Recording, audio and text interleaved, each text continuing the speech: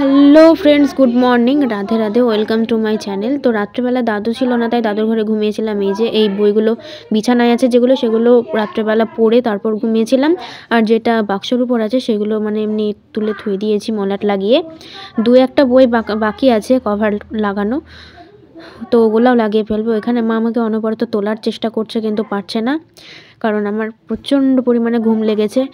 কারণ আজকে হচ্ছে রবিবার আর সকালবেলা আমার পড়া নেই, আমার পড়া হচ্ছে 12টার সময়। তাই আমি মাকে বলেছিলাম যে আমি যত বেলা করেই উঠি না কেন আমাকে ডাকবা না, কারণ সোম, মঙ্গল, বুধ, বৃহস্পতি, শুক্র, শনি এই 6টা দিন আমি ভোর 5:30 থেকে উঠি, রাত 2-3টের সময় ঘুমিয়ে আবার 5:30টায় উঠি। তো আমার একদমই ঘুম হয় না, তার জন্য রবিবারে আমি একটু বেলা করেই ঘুম থেকে উঠি, আমার ঘুমটা ভালোভাবে হওয়ার জন্য।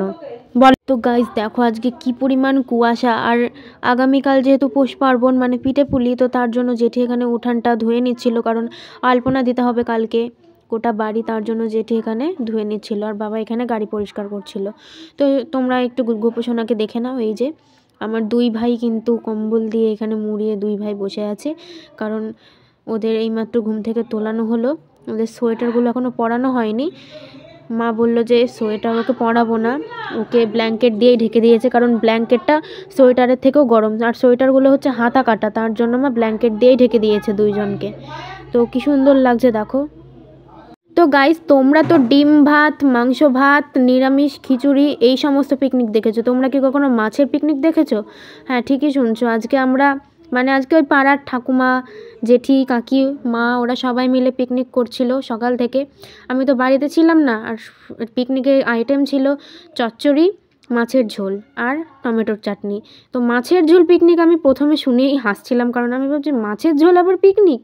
তো তারপরে বললো হ্যাঁ মাছের ঝোল পিকনিক, কারণ ডিমের ঝোল মা খাবে না, মার প্রবলেম আছে, মানে মাথায় মাইগ্রেনের যন্ত্রণা উঠছে ডিম খেলে, তার জন্য মা বললো মাছের ঝোলটাই হবে। তো এখানে দেখো গাইজ, মা কত রোদের ভিতর একেবারে চড়া রোদে রান্না করছে। আমি বাড়ি ছিলাম না, তাই আমি বাড়ি থাকলে এটা কখনোই করতে দিতাম না। আর মা না থাকলে পিকনিক জমবেও না, কারণ পাড়া প্রতিবেশীরা করবেও না মা যদি পিকনিক না করে। তো সেটা ভালো কথা, কিন্তু এত রোদে মানে মাথায় রোদ নিয়ে রান্না করা আমার একদম উচিত হয়নি।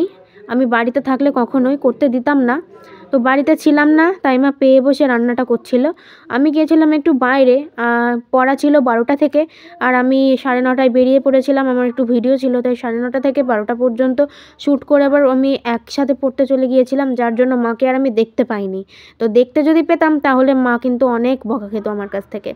তো এই যে এখানে ঠাম্মার কিন্তু কোটা বাছা কমপ্লিট, মাছের ঝোলটা নামিয়ে এবার চচ্চড়িটা করা হবে।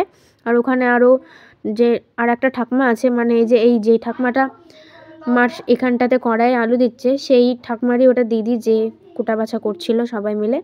এই যে এখানে এবার চচ্চড়িও বসিয়ে দেওয়া হয়েছে।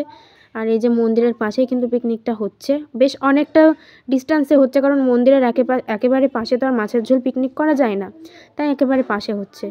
তো এই যে দেখতে দেখতে মাছের ঝোলটা কিন্তু হয়েও গেছে।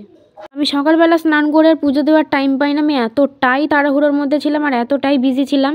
তো টিউশন পড়ে এসেছি 2:30টার সময়, আর তখন আমি বাড়ি এসে আবার স্নান করেছি, কারণ গাটা সব চিটপিট করছিল। শীতকালে সকালবেলা স্নান করা মানে বুঝতেই পারছো চড়চড়ে হয়ে যায় আবার গা ধুলোর মধ্যে গেলে।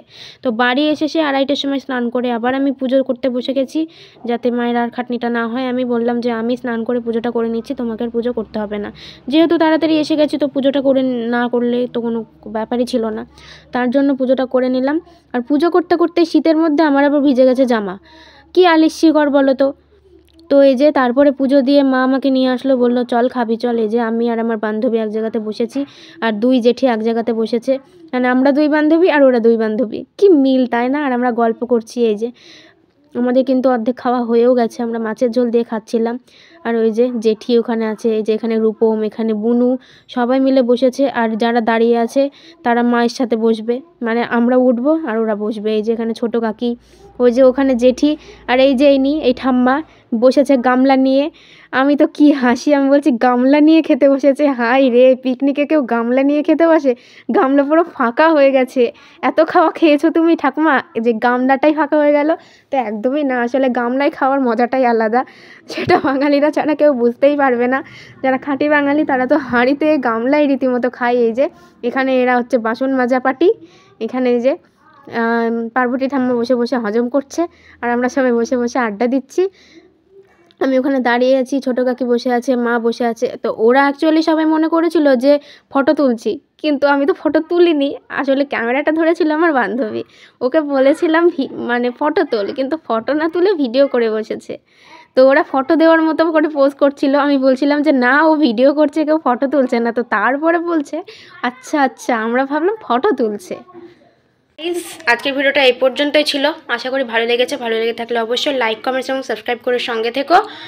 আর কি বলবো, কমেন্ট সেকশানে কিন্তু অবশ্যই জানিও।